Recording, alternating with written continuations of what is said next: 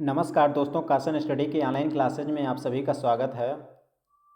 तो दोस्तों, जैसा कि हम जो है थ्योरी क्लास भी आपको दे रहे हैं और कुछ ऑब्जेक्टिव क्लास भी आपको साथ साथ देते चलेंगे, क्योंकि बायोलॉजी का सबसे ज़्यादा क्वेश्चन पूछा जाता है। 60% क्वेश्चन अकेले बायोलॉजी से ही आता है। तो बायोलॉजी पर हम ज़्यादा फोकस करेंगे, जिससे आरआरबी, एनटीपीसी या फिर आरआरबी ग्रुप डी की जो भी बच्चे तैयारी कर रहे हैं, ये जो है वैकेंसी वो लोग क्लियर कर ले जाएं। तो यहाँ पर हम बायोलॉजी पर सबसे ज़्यादा फोकस करेंगे। तो आइए यहाँ पर आप लोग अपने आप में चेक करो कि आप कितना क्वेश्चन सही कर ले जाते हो। और ये जो है हमने 30 क्वेश्चन लिया है। इस 30 क्वेश्चन में अभी मैंने एक क्लास जो है बायोलॉजी का जो है डाले हैं, उसमें से देखिए आपका कितना यहाँ पर फंस रहा है।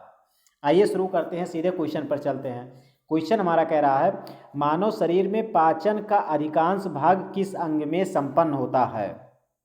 इसका आंसर आपको बताना है कि मानव शरीर के पाचन का अधिकांश भाग किस अंग में संपन्न होता है। आपको इसका आंसर बताना है। तो यहाँ पर जो सही आंसर हो जाएगा छोटी आंत। छोटी आंत यहाँ पर सही हो जाएगा कि मानव शरीर का जो पाचन का अधिकांश भाग किस अंग में संपन्न होता है, तो छोटी आंत में संपन्न होता है। आइए अगला क्वेश्चन देखते हैं। क्वेश्चन नंबर 2 कह रहा है, क्वेश्चन नंबर 2 क्या कह रहा है कि ग्रीन हाउस गैसों की संकल्पना की थी। ग्रीन हाउस गैसों की संकल्पना की थी, किसने किया था। 4 ऑप्शन दिया गया, चारों ऑप्शन में आंसर आपको बताना है। तो यहाँ पर जो सही आंसर हो जाएगा जोसेफ फ्रोरियर, यहाँ पर सही आंसर हो जाएगा। जोसेफ फ्रोरियर ने ग्रीन हाउस गैसों की संकल्पना की थी। ऑप्शन नंबर ए सही हो जाएगा। अगला क्वेश्चन देखते हैं। अगला क्वेश्चन कह रहा है कि मनुष्य के शरीर में हृदय को एक बार धड़कने के लिए कितना समय लगता है। इसका आंसर आपको बताना है। मनुष्य के शरीर में हृदय को एक बार धड़कने में कितना समय लगता है। तो जैसा कि आपको पता है कि 1 मिनट में 72 बार धड़कता है। तो यहाँ पर अगर 72 बार धड़कता है तो श्योर है कि कहीं ना कहीं 1 सेकंड से कम टाइम लगेगा। और 1 सेकंड से कम अगर टाइम लगेगा तो वो टाइम कितना हो जाएगा, 0.08 सेकंड, अर्थात ऑप्शन नंबर बी सही हो जाएगा। अगला क्वेश्चन देखिए। अगला क्वेश्चन कह रहा है, जंतुओं में होने वाली फूट एंड माउथ रोग किसके कारण उत्पन्न होती है। जंतुओं में होने वाली फूट एंड माउथ रोग किसके कारण उत्पन्न होती है। तो 4 ऑप्शन दिए गए हैं, किसके कारण उत्पन्न होता है, ये आंसर आपको बताना है। तो जो यहाँ पर आंसर हो जाएगा विषाणु। विषाणु यहाँ पर सही आंसर हो जाएगा। जो खुर पका होता है या मुंह पका होता है, फूट एंड माउथ, खुर पका और मुंह पका जो रोग होता है वो विषाणुओं के कारण होता है, अर्थात ऑप्शन नंबर बी सही हो जाएगा। अगला क्वेश्चन देखिए। अगला क्वेश्चन कह रहा है, इनमें से कौन सा पादप घास कुल में नहीं आते हैं। आंसर आपको बताना है, इनमें से कौन सा पादप घास कुल में नहीं आते हैं। 4 ऑप्शन दिए गए हैं, इसमें जो सही आंसर हो जाएगा राई। राई जो है कुल में नहीं आते हैं, बाकी गेहूं हो गया, गांठ घास हो गया, जौ हो गया, ये सब कुल घास के अंतर्गत आते हैं। अगला क्वेश्चन देखिए। अगला क्वेश्चन कह रहा है, पेस मेकर का संबंध किससे है। पेस मेकर का संबंध किससे है। तो 4 ऑप्शन है, इनमें जो सही आंसर हो जाएगा पेस मेकर का जो संबंध होता है किससे होता है, हृदय से। ऑप्शन नंबर बी यहाँ पर सही हो जाएगा। अगला क्वेश्चन देखिए। अगला क्वेश्चन कह रहा है, निम्न में से द्विनिषेचक पादप वर्ग का एक खास लक्षण है। तो वह खास लक्षण कौन सा है, आंसर आपको बताना है। निम्न में से द्विनिषेचक पादप वर्ग का एक खास लक्षण कौन सा है, इसका आंसर आपको बताना है। तो यहाँ पर सही आंसर क्या हो जाएगा।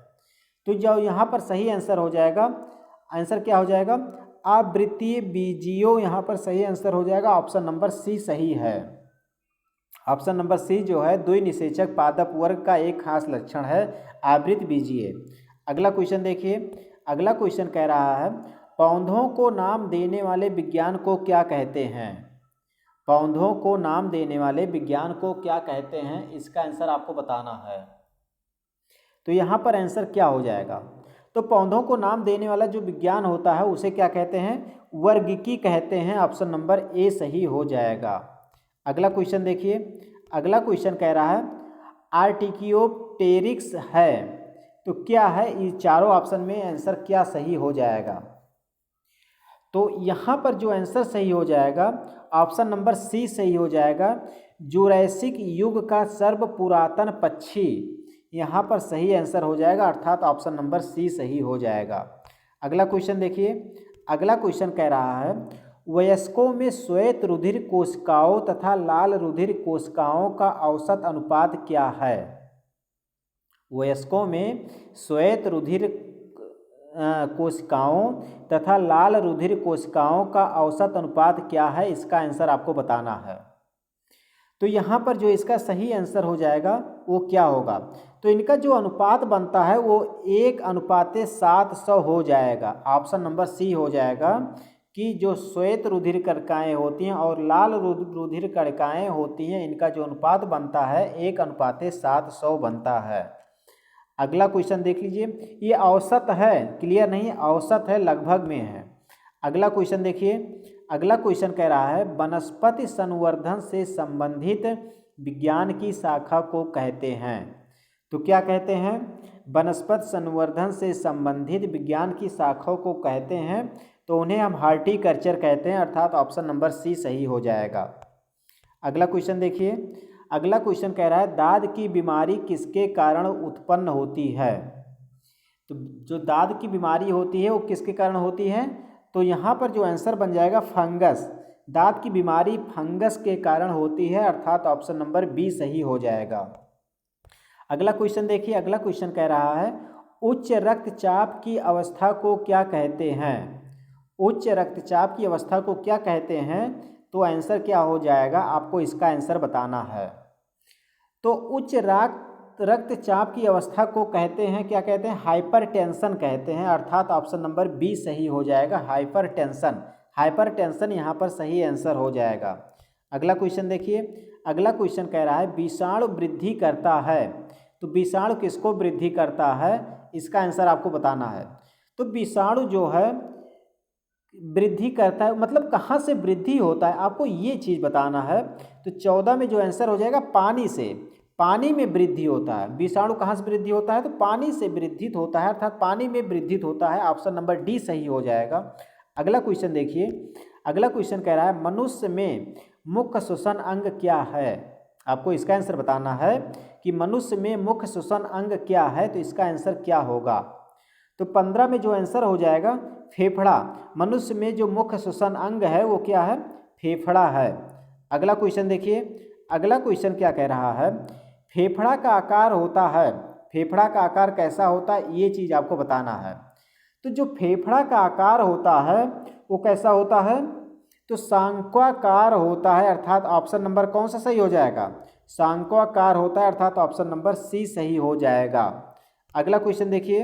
अगला क्वेश्चन कह रहा है कुछ पादप निषेचन के बिना फल उत्पादन करते हैं, इस प्रक्रिया को क्या कहते हैं?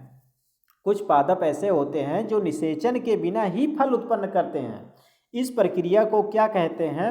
इसका आंसर आपको बताना है। तो इस प्रक्रिया को क्या कहते हैं? अनिषेचक फलन कहते हैं, अर्थात ऑप्शन नंबर ए सही हो जाएगा, अनिषेचक फलन। अगला क्वेश्चन देखिए। अगला क्वेश्चन कह रहा है इनमें से कौन सा रोग जीवाणुओं से होता है? जीवाणुओं से होने वाला रोग आपको बताना है। ईख का लाल विगलन, ईख का लालधारी, गेहूं का अनावृत कंड, आलू की अगेती अंगमारी। तो यहाँ पर आंसर क्या सही होगा? तो ईख का लालधारी जो होता है ये जीवाणुओं के कारण होता है, अर्थात ऑप्शन नंबर बी सही हो जाएगा। अगला क्वेश्चन देखिए। अगला क्वेश्चन कह रहा है किसी श्रृंखला में प्राथमिक उपभोक्ता होते हैं, किसी श्रृंखला में प्राथमिक उपभोक्ता होते हैं, तो प्राथमिक जो उपभोक्ता होते हैं वो कैसे होते हैं, इसका आंसर आपको बताना है। तो 19 में आंसर हो जाएगा शाकाहारी। जो प्राथमिक भी उपभोक्ता वाले मनुष्य होते हैं उन्हें हम शाकाहारी कहते हैं। अगला क्वेश्चन देखिए। अगला क्वेश्चन कह रहा है निम्न में से सबसे छोटा पशु है, निम्न में से सबसे छोटा पशु कौन सा है, इसका आंसर आपको बताना है। सॉरी, सबसे छोटा जीव, सबसे छोटा जीव कौन सा है? तो इनमें जो सबसे छोटा जीव है वो माइकोप्लाज्मा है। सबसे छोटा जीव कौन सा होता है? माइकोप्लाज्मा ही होता है। ये बहुत इंपॉर्टेंट है, इसको ध्यान में दीजिएगा। अगला क्वेश्चन कह रहा है कि मनुष्य की आंत में पाया जाने वाला जीवाणु है। मनुष्य की आंत में पाया जाने वाला जीवाणु कौन सा है, ये आपको बताना है। तो जो मनुष्य के शरीर में पाया जाने वाला जीवाणु होता है एसररीसिया कोलाई होता है, एसररीसिया कोलाई। यहाँ पर ऑप्शन नंबर ए सही हो जाएगा। अगला क्वेश्चन देखिए। अगला क्वेश्चन कह रहा है प्रकाश संश्लेषण में सूर्य के प्रकाश की कौन सी रश्मियों का पर्णहरित द्वारा सर्वाधिक उपयोग होता है। प्रकाश संश्लेषण में सूर्य के प्रकाश की कौन सी रश्मियों का पर्णहरित द्वारा सर्वाधिक उपयोग होता है या किया जाता है। तो यहाँ पर आंसर क्या हो जाएगा, इसका आंसर आपको बताना है। तो यहाँ पर जो आंसर हो जाएगा क्या हो जाएगा 22 में, जरज। जरज यहाँ पर सही आंसर हो जाएगा, अर्थात ऑप्शन नंबर सी सही हो जाएगा। अगला क्वेश्चन देखिए। अगला क्वेश्चन कह रहा है मनुष्य में कुल कितनी हड्डियाँ होती हैं। मनुष्य में कुल कितनी बोन्स पाई जाती हैं, इसका आंसर आपको बताना है। तो मनुष्य में कुल मिलाकर के अगर देखा जाए तो 206 हड्डियाँ होती हैं, अर्थात ऑप्शन नंबर सी सही हो जाएगा। तो यहाँ पर ऑप्शन सी सही हो गया है। अगला क्वेश्चन देखिए। अगला क्वेश्चन कह रहा है योग्यतम की उत्तरजीविता का प्रतिपादन किया। किसने प्रतिपादन किया है आपको बताना है। योग्यतम की उत्तरजीविता का प्रतिपादन किया। तो योग्यतम की उत्तरजीविता प्रतिपादन किसने किया है, इसका आंसर आपको बताना है।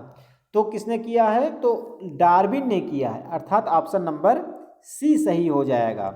अगला क्वेश्चन देखिए। अगला क्वेश्चन कह रहा है निम्नलिखित में से कौन सा रोग जीवाणुओं के कारण होता है। तो जीवाणुओं के कारण उत्पन्न होने वाला रोग कौन सा है, इसका आंसर आपको बताना है। तो यहाँ पर जो आंसर हो जाएगा वो क्या हो जाएगा 25 नंबर में। तो 25 नंबर में जो आंसर हो जाएगा ऑप्शन नंबर सी सही हो जाएगा, हैजा। हैजा यहाँ पर सही आंसर हो जाएगा। अगला क्वेश्चन देखिए।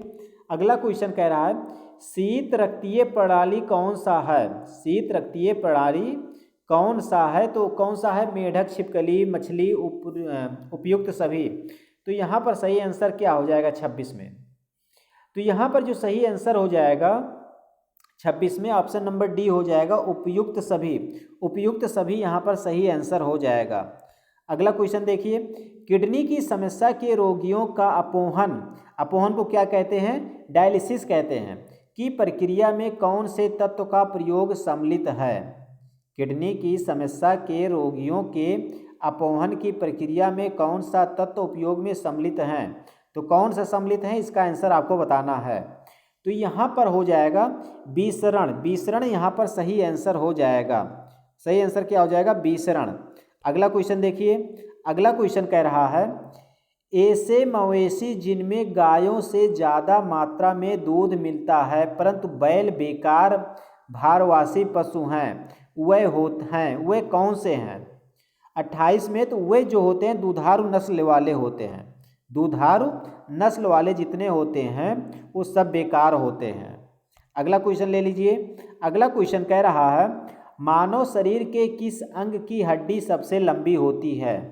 मानव शरीर के किस अंग की हड्डी सबसे लंबी होती है।